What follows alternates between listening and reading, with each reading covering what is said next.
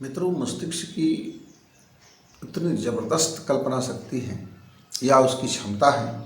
हमारा जो न्यूरॉन्स होते हैं वे हमारे अंदर की इस पदार्थ विज्ञान की रस रसायन को भी नियंत्रित करता है और हमारे परा जगत के भी कोशिकाओं को न्यूरॉन्स मैसेज देता है। और यह जो सूक्ष्म जगत है जो हमारी इन सामान्य आँखों से जो दिखाई नहीं देता, लेकिन उसका प्रभाव तो है। जैसे हवा आपको दिखाई नहीं देता पर स्पर्श से आपको पता चलता है। जैसे आप ठंडा और गर्मी आपको दिखाई नहीं देता पर वो आपके अनुभव से गुजरता है, वैसे ही आपके अंदर में बुद्धि का एक ऐसा सिस्टम बना दिया है कि बहुत ज़बरदस्त शक्तिशाली है कि जिस चीज़ को आपने पहले कभी देखा, समझा, सुना या आपके मस्तिष्क से गुजरा है, वह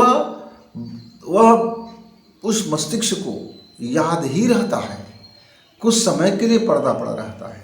लेकिन जिस चीज़ को आपके मस्तिष्क ने कभी नहीं देखा, उसके नॉलेज में नहीं आया, उसका उससे परिचय नहीं हुआ, वह उसकी कल्पना भी नहीं कर सकता।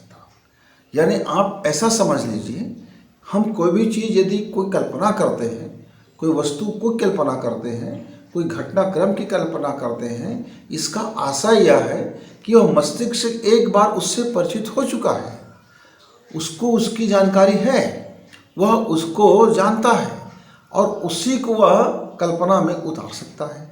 और जिसको वह कल्पना कर लेता है उसको वह हकीकत भी बना देता है, क्योंकि मस्तिष्क के सामने वह घटनाएं घट चुकी होती है जिसको हम लोग कल्पना बोलते हैं। मित्रों, यदि कोई वस्तु को मैंने कभी नहीं देखा है, आप मैं कल्पना करते करते थक जाएंगे, पर वह वस्तु का डिजाइन हमारे ब्रेन पर आएगा ही नहीं। इसका मतलब क्या हुआ कि हमारा मस्तिष्क उस चीज़ से वह अज्ञात है, तो उसको ज्ञात करने के लिए हमको प्रैक्टिकल करना पड़ता है, हमको वहाँ तक घुसना पड़ता है, हमको एक डिजाइन करना पड़ता है, हमको अपनी कल्पना शक्ति की क्षमता को भिन्न भिन्न रीति से काल्पनिक दुनिया में जाना पड़ता है। और धीरे धीरे हमारा वो मस्तिष्क जब हमारे कल्पना को साकार रूप में देख लेता है तो हमारा जो मस्तिष्क की जो क्षमताएं हैं फिर उसको प्रकट कर देता है। मान लीजिए मैंने ज़िंदगी में कभी कद्दू नहीं देखा है और मेरे मस्तिष्क ने किसी जन्म में कद्दू नहीं देखा है और ना मुझको किसी प्रकार से वो ज्ञात है कि यह कद्दू है।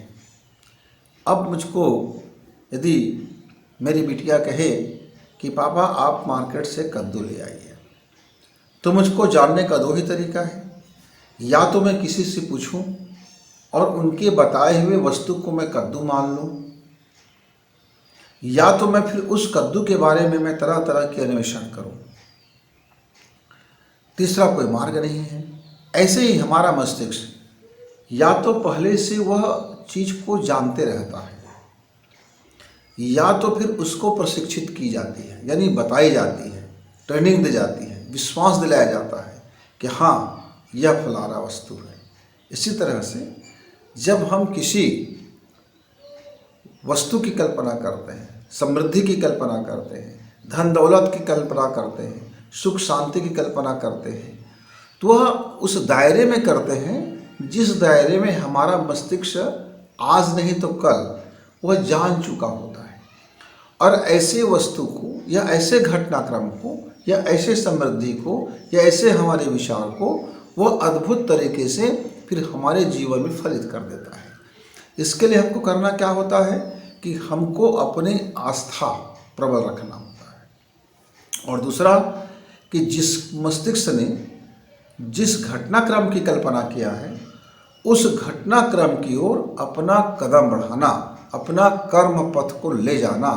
फिर आप देखेंगे मित्र कि वह टाइम पर, वह समय पर, वह स्पेस से, वह अंतरिक्ष से वह घटनाक्रम को आपके जीवन में फलित कर देता है और आपने जो कल्पना किया वो आपके सामने साकार हो जाते हैं। इसलिए तो कई हमारे मित्र बोलते हैं कि मैंने ये सपना देखा था भाई और मैं तो 1 साल के बाद देख रहा हूँ कि सेम वैसे ही मेरे जीवन में घटित हो गया।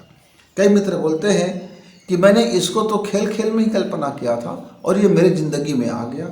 मतलब आपकी कल्पना यदि गहरी है, आपकी कल्पना में आस्था है, आपकी कल्पना में विश्वास है और आपने उस दिशा में काम करना शुरू कर दिया है, तो आपका मस्तिष्क इस अखिल ब्रह्मांड से उसकी घटना को, उस घटना को इस स्पेस से वह ला करके आपके जीवन में फलीभूत कर देगा। तो मित्रों, आपका मस्तिष्क में अकल्पनीय क्षमता है। आप अपने जीवन को जो बनाना चाहते हैं, अपने जीवन के साथ जैसा जीना चाहते हैं, एक शानदार कल्पना कीजिए और आप अपने मस्तिष्क को छोड़ दीजिए कि फिर वो कल्पना आपके जीवन में साकार हो जाएगा, क्योंकि आपके मस्तिष्क को ईश्वर ने अद्भुत अकल्पनीय क्षमता से निर्मित किया है। फिर किसी दिन हम ऐसे ही गंभीर और छोटे बातों को लेकर के आएंगे। तब तक के लिए इजाज़त। नमस्कार, धन्यवाद।